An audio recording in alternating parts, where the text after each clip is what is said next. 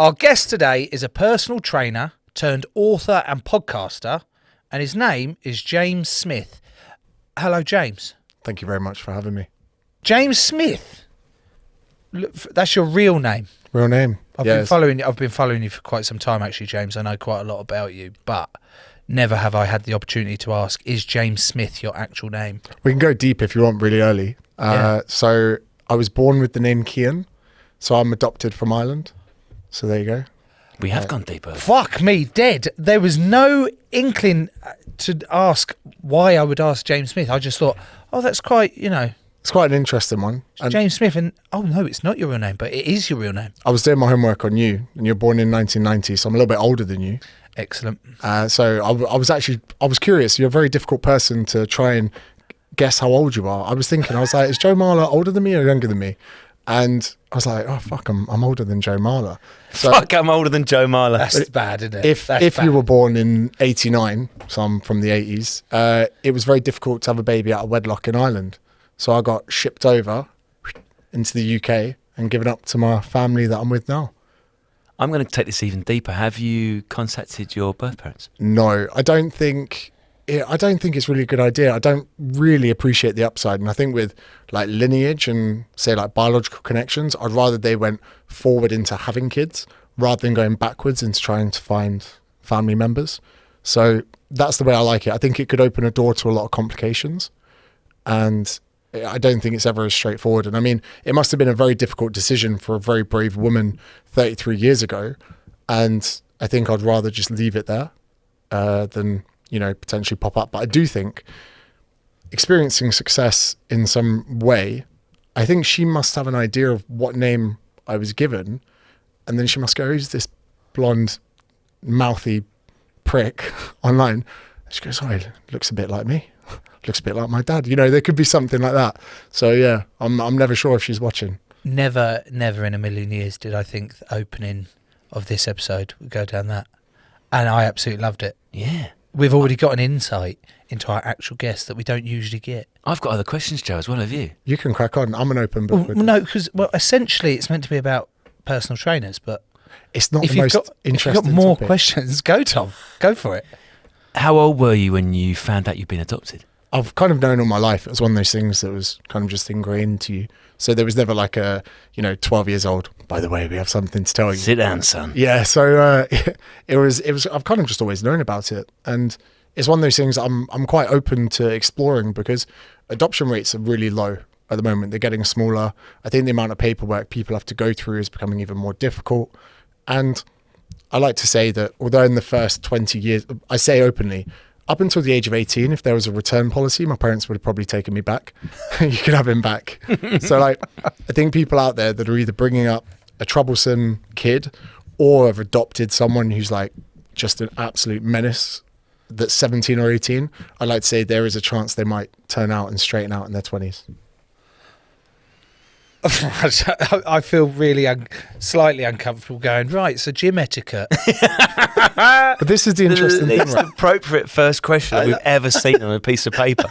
But personal training is a bit of a boring career in some respects, and it's a bit of a boring conversation. So we don't have to talk about it too much. If anything, imagine this is my theory I've been thinking about recently. If you're a creative, you're completely fucked in the beginning of any career, because I worked in recruitment, I worked in sales, I worked in all of these jobs that you begin as a 20-year-old. And if you express any creativity, they're like, no, do your fucking job.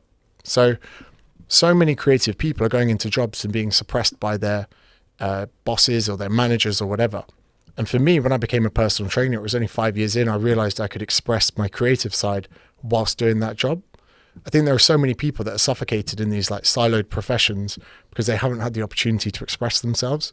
So I feel like personal training is what got me the first 5 years. And now any success in the last 3 or 4 has been through expressing my creative elements through podcasting, social media, content, book writing. So I think that it's almost just the way I got here. And I think that I'm very grateful to personal training. I'm very grateful that's still my career and what I do. But alternatively, I don't think it's who I am, if that makes sense. Why did you then become a personal trainer from the start? That's what's given you sort of the platform to then explode into what you are now. But what was that first thought that you went, right, I'll be a personal trainer then? One of the best things that ever happened to me was realising I wasn't that good at rugby. Oh. So about 21, Don't fucking stare at me, you prick. I realised that a long time ago, but I can't fucking do anything else. How could you see just even in a look that that's The what glare, I I was know thinking? your wrangle. So I went to Hartbury College, and when I got there, everyone's like, it's a rugby college, you know. They're like, you can try out for the third team. I was like, try out for the third, hardest game of my life. And then being there for a year, I was like, okay, I'm going to do a season at Cinderford. And then quite simply, everyone was just much better at rugby than me. And they were willing to make sacrifices I wasn't, you know, not drinking as much or going out on a Tuesday night in Cheltenham. And so I was very lucky at that point to go, do you know what? Rugby's a hobby now. So I had to get a job because you only got paid if you played first team, which didn't happen. And I took the first job that was door-to-door sales for N-Power. I went from that to working in an office doing IT sales, which at least I was warm and I didn't have to get told fuck off face-to-face. It was on the phone. Then I went into recruitment again. It was all right. It wasn't too bad, but having to wear smart clothes. And it got to a point where I was like, I'd rather do something I enjoy and earn less money. And I was very lucky to learn that early on. And I was like, look, if I become a PT and I charge £30 an hour and do 2 sessions a day, I can live off 60 quid a day. And I can go to work at 11 and go home at 1. And I was like, suddenly there's a life where I can wear shorts and a t-shirt, not have to spend time with people I don't want, not have to dress up and fucking be clean shaven for some bell end at work. I can do my own thing. So that's how I got into it. And I really enjoyed it. I enjoyed working with people. I enjoyed the fact that for once there was an amount of effort I could put into something. And the more effort I put in, the more money was in my bank account. And people say you can do that in sales, but when it's your business, it's so much better. Another year later, I realized how tired I was from, have you ever imagine this, right? You get a CV in front of you and it goes, got a job for you. Yeah. You get to work in shorts. Yeah, cool. You get to run your own business. You go into the gym at 6 a.m, you leave at 7 p.m, and you get 4 lunch breaks. People would be like, no, I'm not doing that in a million years. But that's what being a PT is for your first 3 years. Like, So you had to do that graft? Yeah, you go in, you do your 6 and your 7. Then you'd be lucky if you got an 8. Then people would go to work. Then your wealthy clients that worked from home would train at 10 and 11. Then it would be lunchtime in the gym when no one wants to be there because it's busy. Then you come back and do a 2 or 3 within, you know, some housewives that you'd give a discount to because the gym's dead. There's tumbleweeds rolling through it. And then you'd have your 5, your 6, your 7s. And then I'd have to leave at 7 to go rugby training. So I would leave the house at 5:30 in the morning and get back about 10:15 at night. And did that for about 4 years. And even then, doesn't sound as appealing as I thought it was going to sound. Because I actually wanted to, I haven't told you this, Tom, I wanted to get into personal training while still playing rugby. I wanted to get some qualifications like that. And I remember, I paid for this course that I could do online alongside whilst playing. And I think who was it with? The Training Room. yeah. Thank you. Oh, And it was about $3,500. So I paid $3,500 for what? Well, I got a set of books, yeah, and that's basically what I did. I paid $3,500 for a set of books, and I didn't get any qualification. And it's timed out now. Like What? Timed out years ago because I thought, why did you make that face when I say the Training Room? So I did it with. Right. So Did you read the books? Well, I had to do it in Reading. You go in there and you're like, right, 6 weeks' time, I'm going to leave knowing everything. 6 weeks' time, I knew nothing. The last day, I was like, hold on, so we have to go to the gyms now and train people. The only thing I remember was if you stepped over the barbell, you got in trouble when you were doing your PT session. They were like, you're not allowed to step over the barbell. Safety. Health and safety. Yeah. And then there was, I was taking the piss in my exam where you could do something called full body stretch, where you just lay down on the floor with your arms over your head and there's supposed to be a stretch. And they passed me on that. And I was like, I still don't understand anything. The whole 6-week PT course, there's nothing that tells you how people lose fat. Like, progressive overload was never mentioned. Like, even the first year of PTing was where I learned stuff. So, you know, it's difficult where you say to people now that want to get into industry, I'm like, yeah, pay the $3,500, do the course where you learn nothing, then go pretend you know what you're on about for a year. But don't you have to do that? If you want to start out as a PT, you have to have some form of qualification to present to the gym to be like, look, I've got my Training Room NVQ1. I don't even know what it was. for them to go, oh yeah, sure, you can work here and we'll take... How does that work? What's the split, actually? Do you have to pay the gym commission or what? How does that work? So the PT qualification is mostly so you can be insured. So that, you know, the insurance body comes along that's going to insure you to be in a gym. They go, well, he's done his PT qualification. Yep, he's not going to step over the barbell. We'll insure him. You know, that it's literally just an insurance scheme.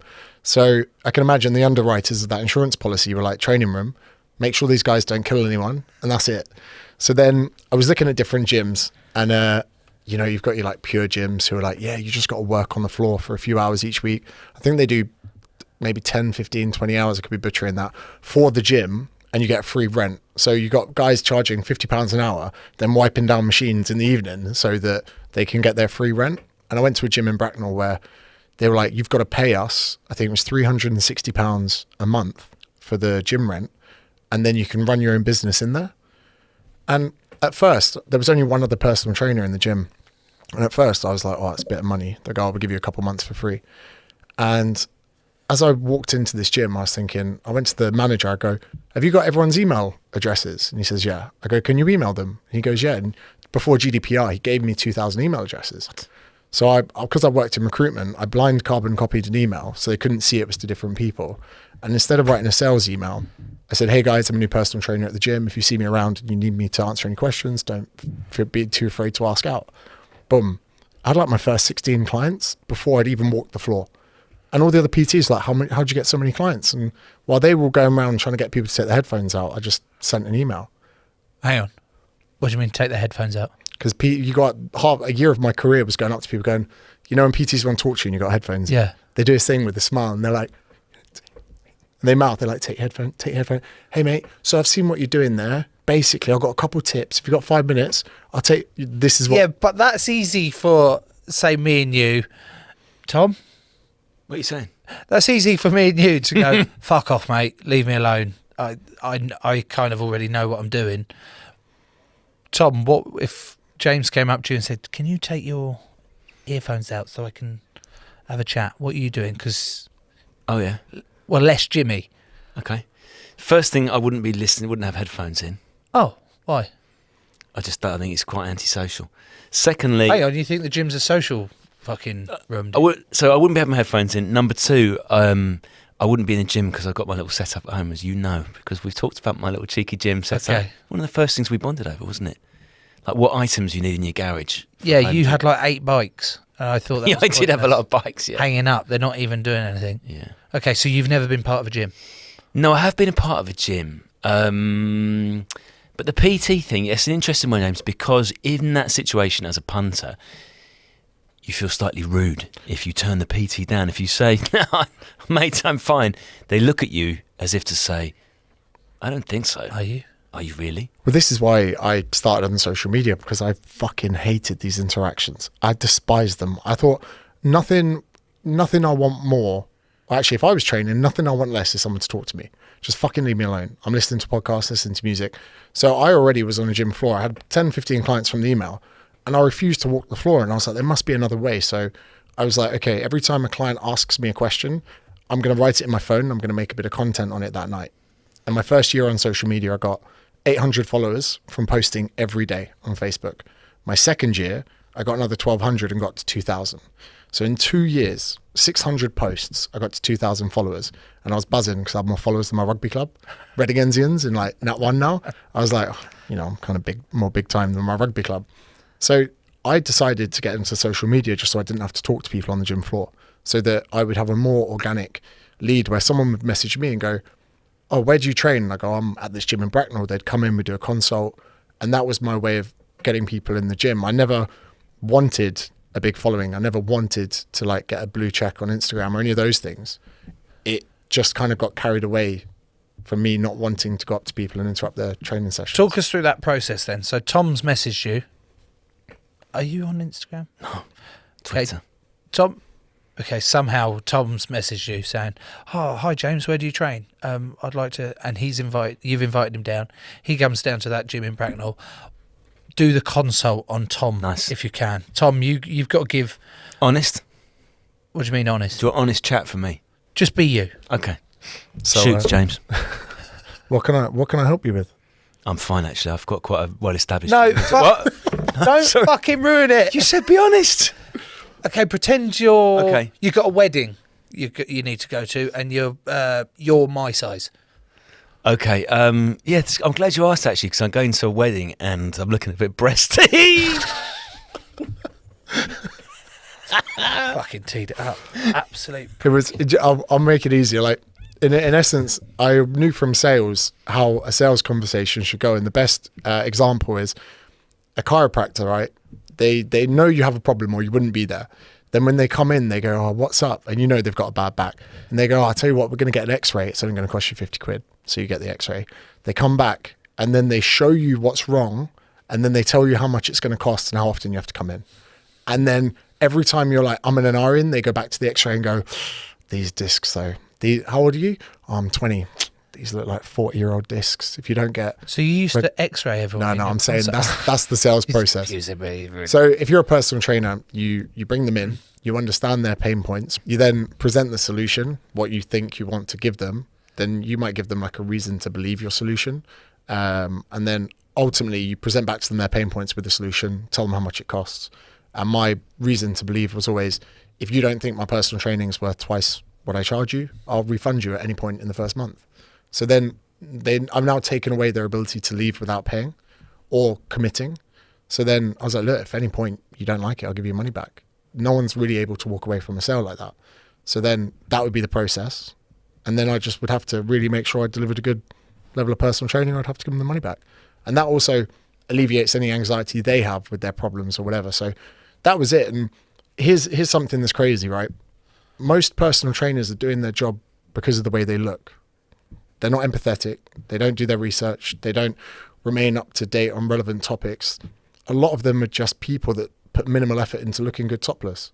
Not all of them, but a lot of them. Let's say, I bet through your career, people have said to you, you're big and broad because you play rugby. Yeah. But the truth is you play rugby because you're big and broad. Oh. I've had some question marks. I've always been fat. Let's reframe this. You're at primary school when you first started playing rugby. Yeah. 30 kids go out and they all run at each other. Yeah. Now, the big, broad guys with high levels of aggression and a little bit of agility, you bump someone in your first session, you go, I like this. Guilty. I mean, I dropped the ball, but I bumped him anyway because I went, fuck the ball, you're getting bumped. Bosh. The smaller guys, they get bumped and go, this isn't for me. Yeah. So you don't always pick your sport can pick you. Yeah. Now, if we take that into the realms of personal training, there are a lot of people who are obsessed about the way they look. And their friends go, oh my God, you've had a six-pack all year round, you should become a personal trainer. So rather than it being a job about being empathetic and caring about your clients, we now go into a gym. And if you look at the PT board in a gym, why the fuck have 80% of them got their tops off? You know, how and what? Am I supposed to do a test on how good you are as a person by looking at how low your reserves of energy are? You know, can you imagine if you needed, like, you know, you go to a mechanics or something and you go, oh mate, can you take your top off so I can gauge how good you are at being a mechanic? I know the crossovers aren't quite there, but it's an interesting profession. And a lot of people wonder why I think 80% of PTs don't see their second year. And it's because many of them get into the profession for the wrong reasons. What you've touched on there about PTs ending in their or not making their second year because they get into it the wrong reasons has completely flipped the stereotype I had on PTs, or not flipped how you're coming at it. That PTs are just in there because they're shredded, they want a free gym membership, and they want to look at fit women. And imagine or men in the gym. You can train 3 times a day, eat plain chicken and broccoli out of Tupperware without anyone blinking an eyelid. Nice touch. Mirrors everywhere. Yeah, you know, you're in the perfect place to be a narcissist. So there is that element. And also, when it comes to, if you want to be a proper PT, you need to be HR, payroll, sales, marketing, the CEO. You have to encompass all of these parts together. I mean, even myself at the moment, when I do my podcasts, I have to make sure the audio is right, the equipment's right, the levels are right, the lighting's right, the cameras are plugged in, the memory cards have been formatted. Same as Joe.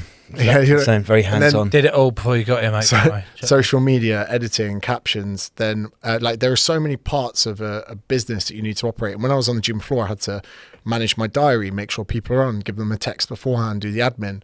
I had to make sure that people's payments were coming through, chase people up when their payments stop. I had to run a marketing initiative where, okay, what's my social media strategy? How am I going from posts about sweet potato to clients? How's my sales funnel looking? What ratios am I getting? What landing? So there's all these different things, and people think that you're going to go into a gym and people are just going to turn up and go, let me give you money to train me. You know, it's not the way it is. What is, if we're setting up Joe Marler personal training, Oh, are we? what's your ethos? What's it like? What do you mean? Right, I'll My ethos. Why am I doing it? Yeah.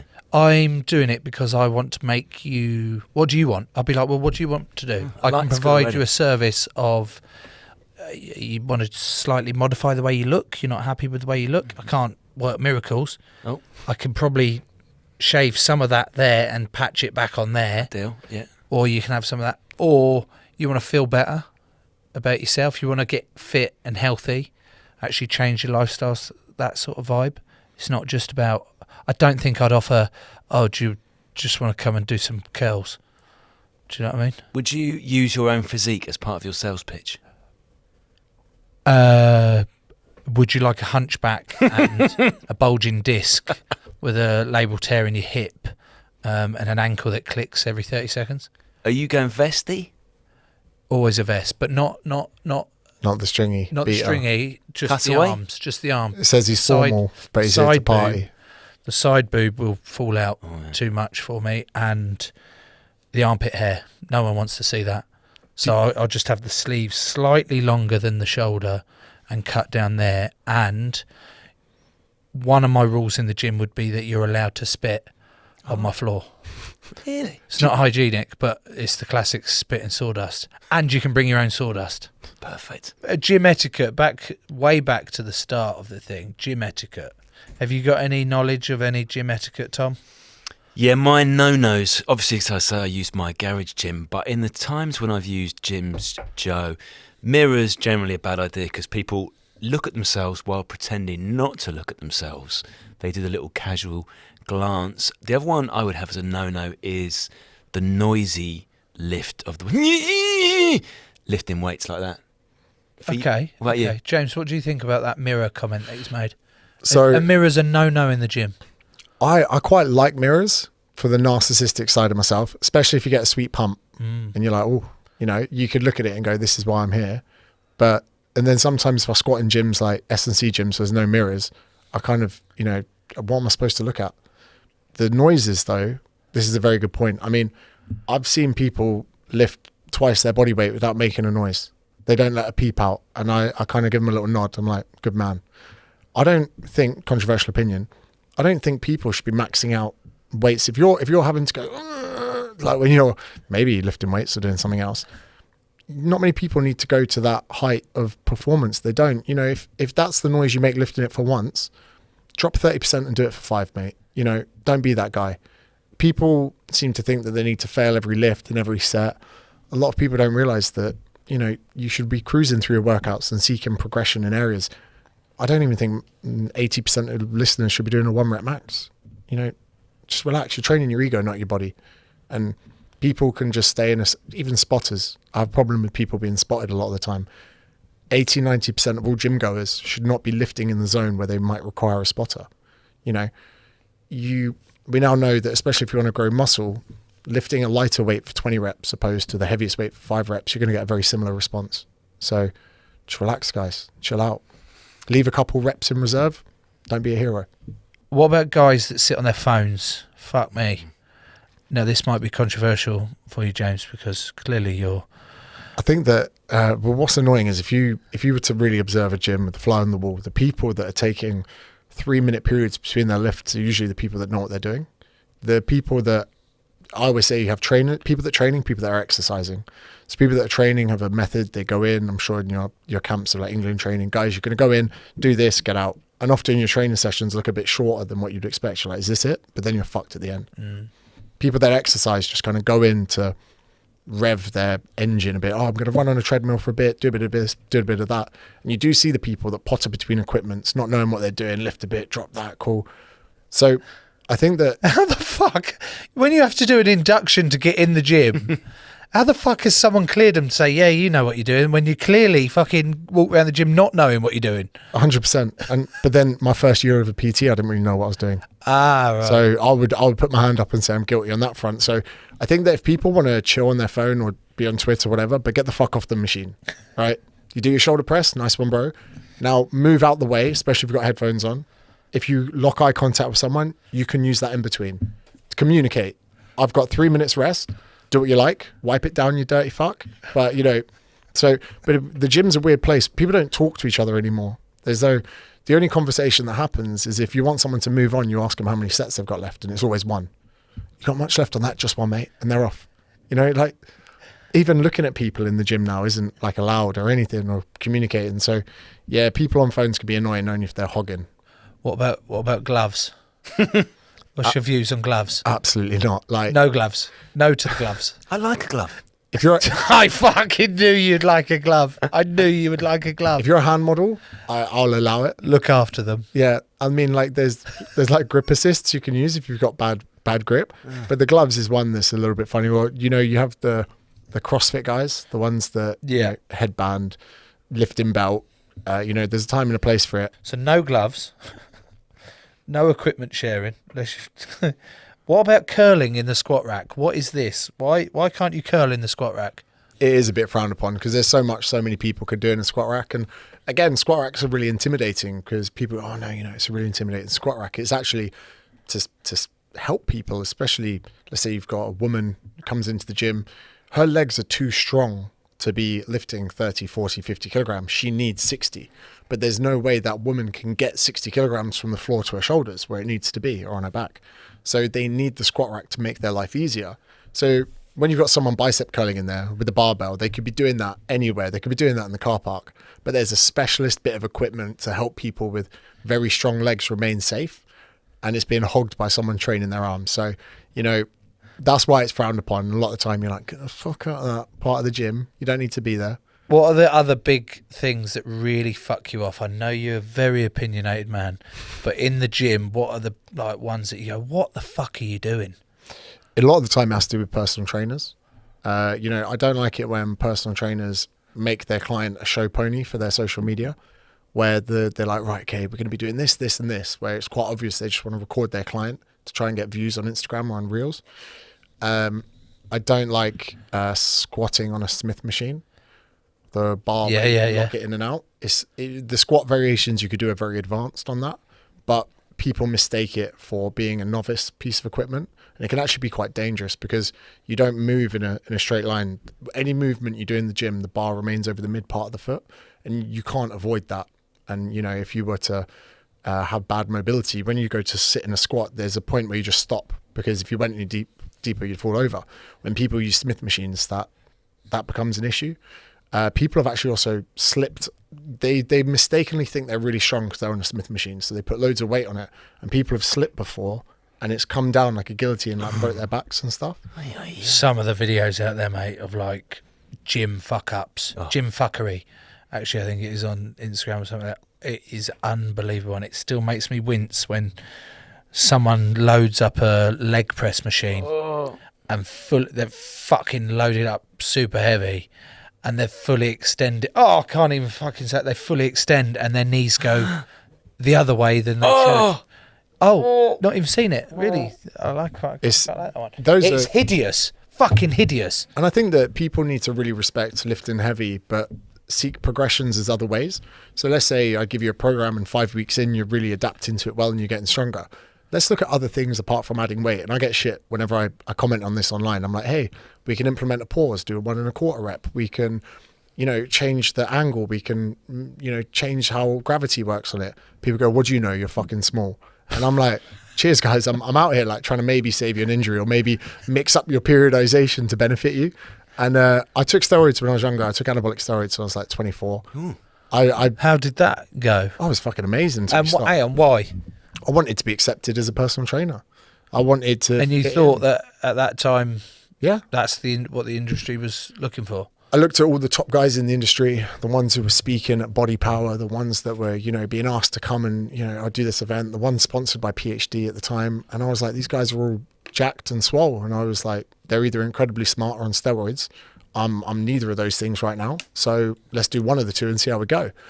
And I remember there was a mate of mine, I won't name him, he was a scrum half. And he was quite a small, slim scrum half. And he put on about shit you not, 40, 50 kilograms in the space of a year or two, to the point he was just almost like a chode of muscle.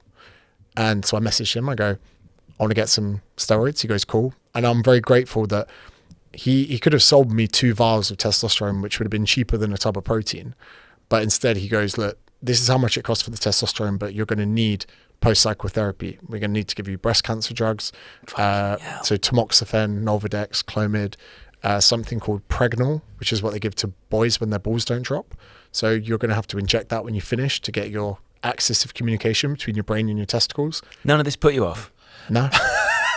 Not at the time, because I was desperate to, I was genuinely in my 20s, desperate to fit in and be successful. I wanted to maximize my time in the gym, and I knew the same criticisms I get now, I was getting at 23, 24. And then one of the other drugs they give you is called a Arimidex. And a Arimidex is something that when you're on cycle, your nipples can become very sensitive. And what's happening is something called aromatization. Your body's converting excess testosterone into estrogen, and this is where guys get gyno. So if your nipples get sensitive, you need to take this, but it will reduce your estrogen, which will inhibit your gains. And like, it's a pretty complex world that you're out there. Injecting safer than orals. So if you take oral steroids, your body has to break them down. It could be quite toxic. So he goes to Boots, you get your needle pack. So you literally walk into Boots and you're like, hi, can I get this needle pack? You get your alcohol swabs, your syringes. You need to draw testosterone with a different needle to the one you inject with. There was one time that I didn't have the blue. You draw with the green, you inject with the blue. So I had to inject with the green. I fucking killed. You got to aim for the upper outer quadrant of your glute, which is the least vascular part in your body, because if you hit a vein, then you're in a lot of problems. So you put it in, and you have to draw back on the syringe to make sure blood doesn't go in, because if blood goes in, you're in a blood vessel. Like, I've not got great mobility in my back, and I'm trying to reach the outer quadrant of my glute. And I was injecting testosterone into my ass, but my strength increases were phenomenal. They were almost scary, to the point that I'm looking at 30 kilograms on a deadlift more than I lifted the week before, and I'm hitting it. And then I'd go to my rugby club, and all the boys were like, you're on steroids. We're talking 5 weeks in. I'm like, how do you know? They're like, you look different. You are different in 5 weeks. I thought that steroids might benefit my rugby career, but then I was just 5 kilograms heavier and just out of breath going everywhere. My shoulders were fucking killing me from the amount of, my volume had gone up so much that I made one tackle and I was like, oh, my fucking shoulder's gone. And I was, although you feel amazing when you're on testosterone, it is a feel-good drug. This is a big thing in young people at the moment. They take steroids, and then you get to your 12 weekend and your testicles atrophy because they're no longer having to produce testosterone. So when you get to the end of your cycle... So that's not bollocks. That's It is bollocks. That's not... Fuck off. Your testicles shrink. That's not a lie. They do actually shrink. Mine were like grapes at one point. And fucking hell. When I was having sex, I was losing them inside me. So I'd have to then pop them back. Honestly, I have. I do have them. They were so small, they'd go up inside. So you'd be like, oh, and you'd be worried. So you'd have to pop them out. And so you're going through this, but at 12 weeks, you have to stop, because if you go too long, they could atrophy to the point they don't bounce back. That's why people cycle for like 12 weeks. Okay. So then you can take something during your cycle to keep them going, as some people do, but there's other complications that are going to cover this. And by the way, this is not advice for people. This is my own personal experience. But then I'd come off and I would lose size, I'd lose strength, I'd lose muscle, and I'd experience low mood for 2 weeks. And it's because my testosterone is through the floor trying to come back. And you always say to yourself, I'm not going to do it again. But then 4 weeks later, the pumps don't feel like they used to. Your progression isn't what it used to. People would be like, oh, are you okay? Because you've lost size. Have you been ill? Oh, cheers, mate. Yeah, good, thanks. How are you? And then all it took was a little text to your mate again going, oh, I'm going to go back on in a few weeks. So there's a lot of people that are caught up in these cycles now. And the bad thing is you don't see your mate in 6 months, and you see him, your mate, you look amazing. Like, you don't know that there's actually a drug abuse issue going on with steroids. And a lot of steroid abuse, I believe, can really translate into mental health issues for people. I've seen it firsthand. And for me, I was very lucky where whilst I was out of cycle, I knew it wasn't healthy for me to be doing it. A friend of mine was like, you should come try CrossFit. And I'd been ripping the shit out of CrossFitters. I was like, oh yeah, burpee this, bruv. Like, yeah. And I went and I loved it. And doing something in a different environment where if I turned up fatter, thinner, muscular, no one said anything. It was just about all going together and training together. Then after that, I found Brazilian Jiu-Jitsu where, you know, as long as I'm progressing in it, it doesn't give a fuck if I've gained a bit of weight, lost a bit of weight, if I'm pale or if I'm stressed or if I've just come back from a lad's holiday. You're not in the mirror thinking, oh, I'm a piece of shit, like people do with aesthetics goals. And that was very fortunate for me in my late 20s to veer me away from this cycle of, you know, taking anabolic steroids to impress strangers and to try and be accepted in a career that I was in. Is that not nuts, Joe, to you? Just that last sentence you said there, James. Taking anabolic steroids to impress strangers. It is nuts. Yes, it is nuts. But I can sort of understand why people do it when the world we live in, you're being told this is the way you should look. This is the best way to look, because kids and younger generations are just being hammered by all these massive bodybuilders, these six packs, the women in incredible shape and all that lot. So they're like, well, if that's there, that's obviously real and doable for me, so I'm going to try everything I can. But usually they want an easier option or the quickest option to do it. Like a 12-week cycle, for example, you go 12 weeks. It can also be a bit more subtle, like even Thor in the latest film. You've seen Chris Hemsworth in that? I've seen the trailer for it, yeah. And he looks fucking great. Yeah. I don't think that's natural because of the pressures of Hollywood that's put on it. And I think average screen time is 5.5 hours a day. But when we look at Gen Z and people younger than us, it's up to 8-9 hours a day that they're on their phones, which is harder for older generations to appreciate. You're exposed to those people for that amount of time. And the algorithms will always favor, you know how bad news spreads better than good news? Good physiques spread better than bad ones. So the algorithms, especially on like TikTok, Instagram, all of this, are only going to pick up and regurgitate people with these elite physiques. And it's really going to influence people's understanding of what's going on in the world. And it is a problem, and it's only going to get worse, I think. And there's not enough discussions for this. I'm very happy to sit here and go, yeah, I took anabolic steroids. Yeah, it was great when I was on it, but I'm very glad I got off that train of, you know, potentially feeling good about myself, feeling shit. And it happens again with people that compete. They spend 12 weeks restricting all happiness from their life, food, calories, fasted cardio, to then get an elite condition, get loads of pictures made, cover themselves in fake tans to get appreciations from a stranger and hopefully a fucking medal. Then they go through a period of being fat and unfit and hating themselves and then do it all over again. People would come in and say, James, can you be my PT? I want to compete. And I'd be like, why? And they'd be like, oh, you know, and they didn't actually have a strong enough set of values to tell me why they wanted to compete. They just wanted to be accepted and they just wanted to love their reflection. And when you say to them, okay, cool, you're going to have that for a week, then what? You know, it's crazy. Joe, there is some amazing celebrity diets and workouts out there. Are you familiar with the famous Mark Wahlberg one? This Mark Wahlberg one. You mentioned Chris Hemsworth before the break about in Thor, and that, you know, gives a ridiculous, I don't know, impression of what you need to be like. But this Mark Wahlberg diet workout plan, what the fuck? Give us a blast.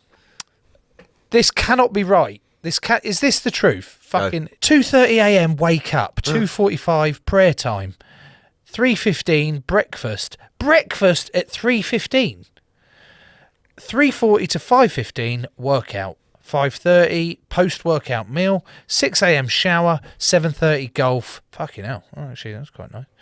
8 o'clock snack. Hang on, he plays half an hour of golf.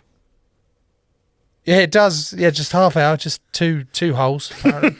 9:30 cryo chamber recovery, 10:30 snack, 11 family time / meeting / work calls. I like that family time has been slashed with meetings and work calls. 1 o'clock lunch, 2 o'clock meeting / work calls, 3 o'clock pick up the kids at school. Not a euphemism, I don't think. I think that is literally picking his kids up. 3:30 snack, 4 o'clock workout number 2, 5 o'clock shower, 5:30 dinner flat family time, 7:30 bedtime. Is that a wind up? I think it might be a little bit of virtue signaling. Like, you know, oh, look at how committed I am. And, you know, people are like, wake up at 4 a.m., go back to sleep for another 4 hours so you can fucking be productive the next day. Why doesn't he just shift that, right? So he's going to bed at 7:30. Why doesn't he go to bed at 11 and get up at 6:30? Like, what's the big deal about getting up so early? I think it's like some people from a mental perspective, they like get a bit of a stiffy knowing they're awake when people are asleep. Like, I'm awake. Like a morning glory. Yeah, like, or they're Oh, not, it's like, metaphorical. yeah, they literally think they're getting ahead because of that. But okay, for anyone listening, how about this? Wake up at 7, train for 1 hour properly, then get on with your fucking day. And guess what? If you're knackered, beaten up, or, you know, not feeling like getting out of bed, have the 1 hour in bed and don't eat like a fucking wanker.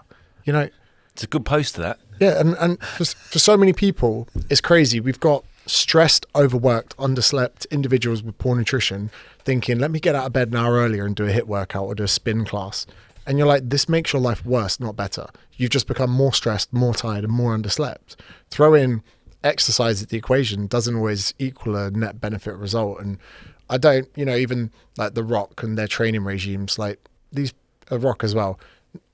So many people are out there like, oh, it's natural. He had more muscle at 30 than 20, more at 40 than 30, and more in 50 than 40. What are we saying? Physically impossible. Physically impossible. If your testosterone declines after 30, he's either lying or defying physics. Okay. Hey, It's open, haven't we? Nothing's impossible. Plus, hasn't he got his own gym that he just flies about anywhere he wants? And yeah, and Mark Wahlberg as well. Imagine you look at his lifestyle. I'd rather be fat.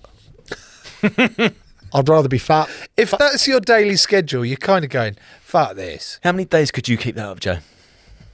I would do it for a day, and even then, I would fucking moan and bitch about most of it, and also be moaned and bitched at for it as well.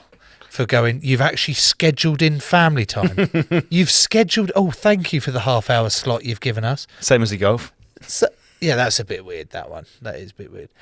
I think you're right about The Rock, but he's still hard not to like. Oh, no, he's still very, very likeable. Joe, give me a famous catchphrase of The Rock, please. And you smell what The Rock is cooking. Apparently, Joe, this is exactly what The Rock has got cooking on his cheat days. Cheat days? On his cheat days, Why the yeah. fuck's it called a cheat day? Is he sleeping with someone else? He's eating what he wants to eat on Oh, his cheat day. go on then. This was one of them, the double cheeseburger. So it's The quad cheeseburger. The quad cheeseburger. It's a couple of bacon cheeseburgers with a generous pouring, I'm reading here, of tequila. Another one, baked good madness. He has had, actually, I can't get into. Here we go. He's had sushi and at midnight and 2, quote, big ass chocolate chip cookies. Here's another one, bolognese and bagels. Bolognese and bagels. So he's got pasta shells smothered, quote this from his Instagram, pasta shells smothered in a delicious vodka bolognese with fresh shaved parmesan, bagels with garlic butter, and finally brioche French toast with whipped cream and coconut at midnight. James's face says I think I know where James is going to go with this. First of all, James, how do you feel about it being called a cheat day? No need. I did it for a long time. I was the guy I hate. The person that I talk shit about was me a few years ago for most things. Stringy beater, steroids, not being honest to my clients, you know, selling the dream under the guise of, you know, breaking the rules. So I'm guilty of a lot of these, and cheat meals are one of them. So yeah, but then I was like, it's just restrict and binge. You know, it's not so sexy when you call it, hey, let's fucking hate our life for 6 days, but one day you get to be a gluttonous fuck and then hate yourself for it. And you can cry into a bowl of cereal at 1 a.m. and then do 6 days of starving and being hungry in bed. that's a negative for me, Joe. I would say so. So you're saying crash diets are pretty bad then? Yeah, and like calling it that doesn't benefit the situation. You know, you're not getting a reduction in calories because you called it a cheat meal. You know, you're not benefiting the equation at all. Like, for every single thing you've said in this section, I'd just say, what about just be fucking normal? You know, you want to have some chocolate before bed, have some fucking chocolate. If 80% of your diet is good, that 20% isn't going to be lagging. You know, like if you have a relationship, if 80% of it is fucking good, the 20% of arguments you can let go. You'll be fine. And it actually sometimes it's quite nice to have a good argument because you know you're going to be good the next day. This whole, hey, let's be fake to each other for a week and then go balls out hating each other one day a week. The way this just doesn't really work for people. And there's a weird thing when people take diet breaks where they have a period away from restriction. they don't gain huge amounts of weight. In some cases, some people, when they go on holiday, are so relaxed, they actually continue to lose weight, because when they see a bit of chocolate or a bit of bread or whatever it is, they're like, oh, I'm actually just going to eat it when I want it. And psychologically, they're very satisfied. And suddenly there's something called the expectation effect. I've read a book about this recently where, again, with vaccines, people that took the placebo felt very ill. 30% of people that got injected with nothing felt ill because they were expecting that the vaccine was going to fuck them up. Even when giving people placebo pills, the bigger the pill, the more of an effect it had. So I'll give you a small pill of nothing for your headache. It helps a bit. I give you a big pill of nothing. Suddenly it helps a bit better. So the expectations we have from something have massive influences on actually how we feel. You got hay fever, you take a tablet. It's not even in your bloodstream, and suddenly your eyes aren't itching anymore. So there's a huge amount of power in expectation. And when people do go into periods of caloric restriction, I can go to 2-3 p.m. on a Monday without eating. But if it's the first day of a diet for something, 9 a.m. I'm starving because I know what's coming. So there's this weird phenomenon when people just relax a bit and they just treat their day as normal, and they know that if a bit of chocolate comes in or it's someone's birthday and a bit of cake comes out, and they can just say, I'm going to eat that but not be an idiot, it benefits the whole equation. Because the more we manifest, there's the psychological thing of don't think of a purple elephant, and all you can think about is a purple elephant. So when people can just... Purple elephant, that's what I'm thinking of. Sorry. So then with people, I think that they should just, be normal. Something comes across the desk, have a bit, don't be an idiot. You have cravings for chocolate in the evening, don't be a weirdo and don't eat it and fucking have a carrot thinking of chocolate. Just have a bit, but don't have too much. If you do indulge, either go back to business the next day, or maybe get up a bit earlier, get off the tube a couple stops earlier, walk a bit further, don't stand still on an escalator and take the fucking stairs.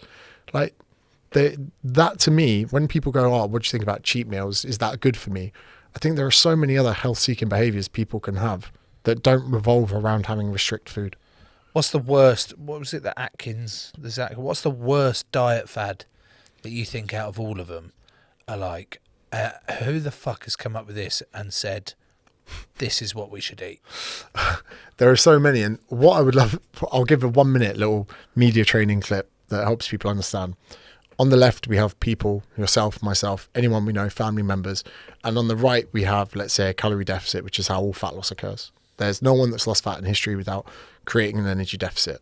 In the middle, we have the gatekeepers of this information that are all the fads, all the diets. Even a sensible diet sits between the person and the calorie deficit. So whatever system you make up, whether it's low carb, carnivore, vegan, whatever it is, it's just that middle ground between how fat loss occurs and the people. So people can create whatever system they want, and as long as it produces the outcome, it essentially works. Don't eat after 6 p.m. You cut out the time people binge, cut out breakfast, reduction in food quantity, low carb, reduction in food quantity, Atkins, reduction in processed foods and carbohydrates. All they're doing is living in this middle ground and reducing the amount of food people are eating. But they do come in sizes, and probably the one that pisses me off the most is like water fasting or juice diets. People go, but James, I lost 7 pounds. I don't see a problem. I'm like, you didn't fucking eat for 7 days. Like, are you fucking Gosh, you shot? fucking nuts, mate. Yeah. Those things are the things that kill me the most. And people go, James, I'm thinking of doing a 7-day water fast. I'm like, don't call it a fucking water fast. You're saying to me you don't want to eat for 7 days. You would drink water so you don't die. Yeah. Do I think it's a good idea? No. You ever tried any crazy diets, Joe?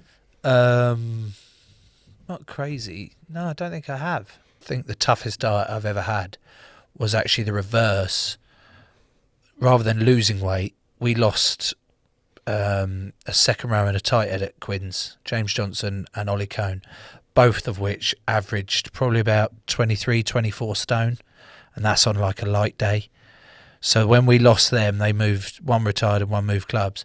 They were like, we haven't re-signed anyone or signed anyone that's going to replace them, so you guys need to kind of get a little bit bigger. And we were like, what? You've been fucking moaning at us for years to lose weight, get our fucking body meals down, our fat meals down, all that. They're like, yeah, we kind of need you to put on like 5 kilos. So, okay. And at first I went, this is great. I'll just fucking eat what I want and up the calories. And it was like 5,000 or 6,000 calories I was having to hit every day. Wow. And that was the toughest thing I've ever had to do. To go, I'm having to stuff myself more with chicken. I'm having to stuff myself more and more with food in order to put on this weight.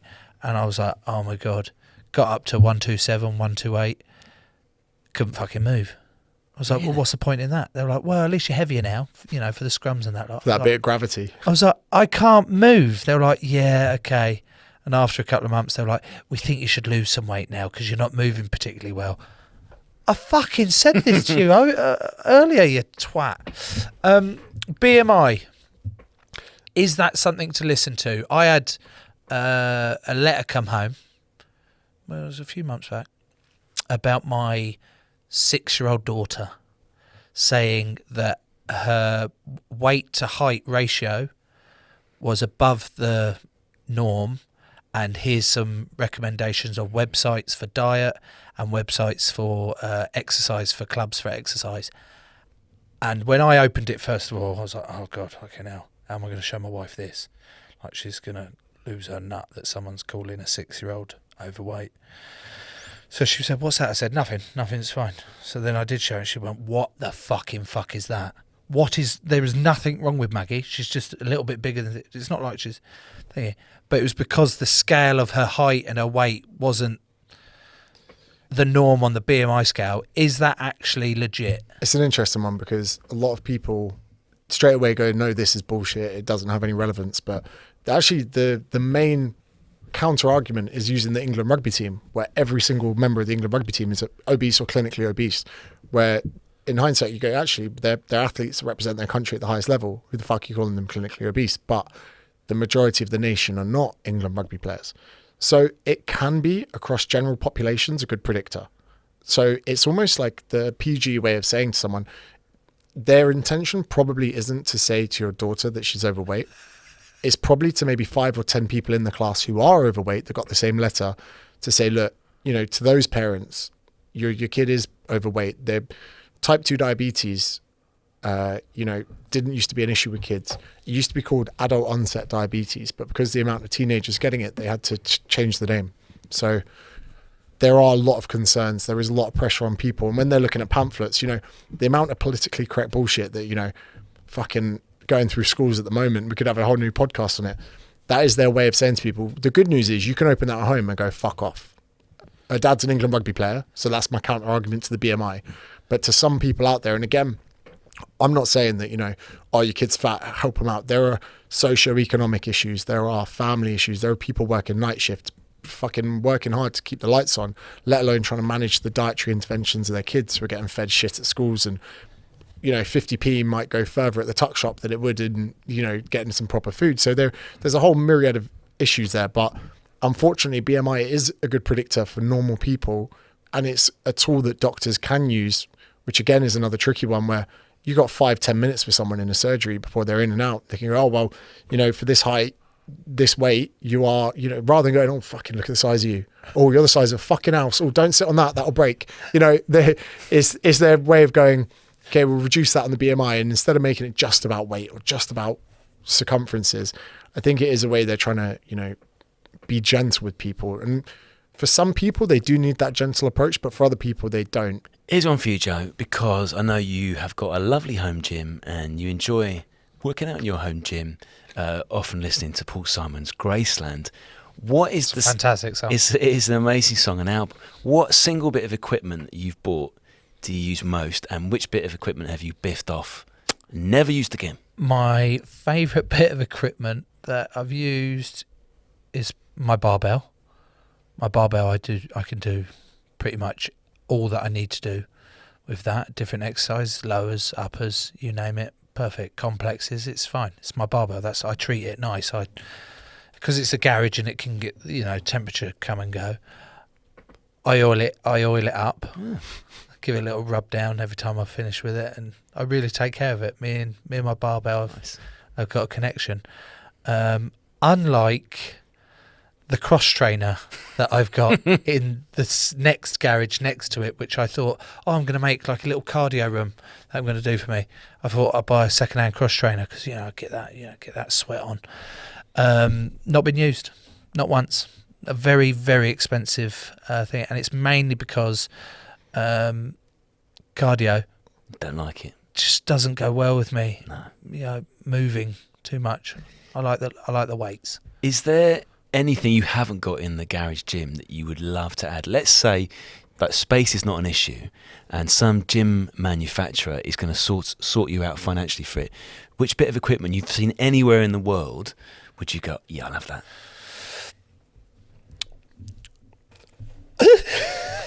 I'd really, really like a curl machine. Would you? I'd really like an old school classic. You got the elbow pads, curl machine, just to destroy my arms at the end of a session. Nice little V grip. Oh, yeah. Just lovely, and do like all these drop sets where you just. Oh, the pump I used to get on was just be brilliant, but I mean that's completely the opposite of a lot of what we've just spoken about changing. I disagree a little bit where people get removed from training being enjoyable, and like you say, cross trainer, has it got benefits? Low impact, get your heart rate up, but you fucking hate it. And one of the keys to like living a good life is not doing things you don't want to. I stand by this so much, and you got two ways to motivate people. Intrinsic, you get them to do things they find rewarding, or extrinsic, you get them to do things to avoid something bad happening. People work jobs they don't like so they don't go broke. People get on a cross trainer because they don't have a heart attack. That's not how you motivate people. You need to give something that they find personally rewarding. And I think that from a functional standpoint, from like your England rugby S&C coach, those bicep curls may not be doing a lot. But if you fucking enjoy them, who can take that away from you? You know what I mean? Like, who in their right mind can come and say, you shouldn't be doing that? You know, so there's that side of things as well. And people always ask me about cardio. I always say to people, like, lift weights, be active, eat a high protein diet, and, you know, keep your libido high. If you haven't had a sex drive in 3 weeks, you probably need to sort your life out. And people go, but what about cardio? What about heart health? I'm like, well, for a start with heart health, not being obese is a good start, right? Being obese on a cross trainer is not as good as being in shape and being someone that lifts their weight. And again, if you lift weights at high intensity, what organ do you think is providing blood to those muscles?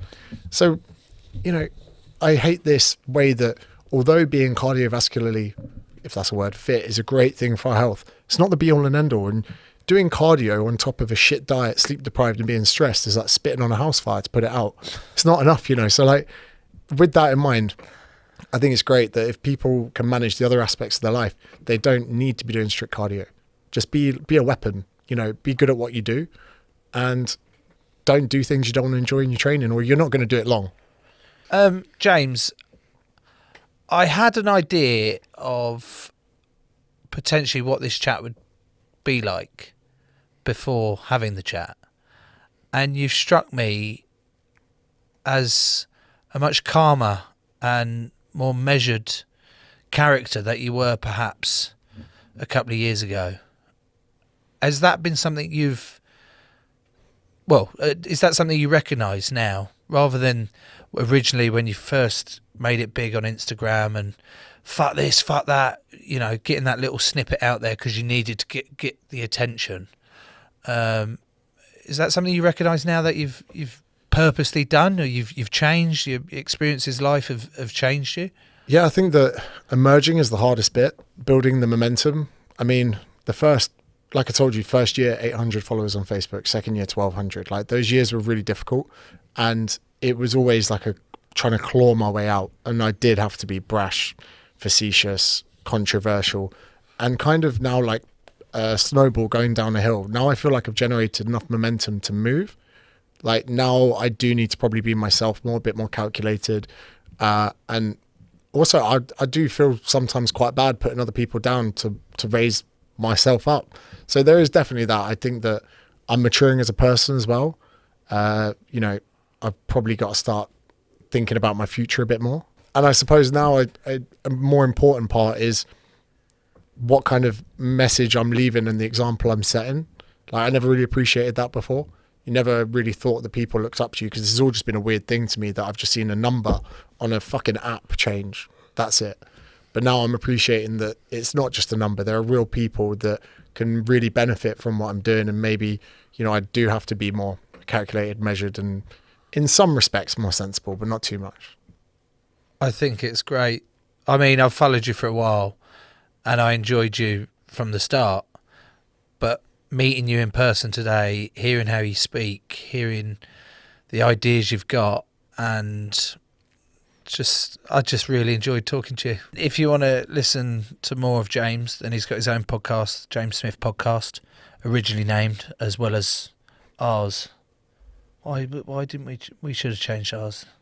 It's not massively different though, is it? It does feature your name. Oh yeah, fair enough. Cheers, James. Thanks, mate. Cheers. Thanks for having me.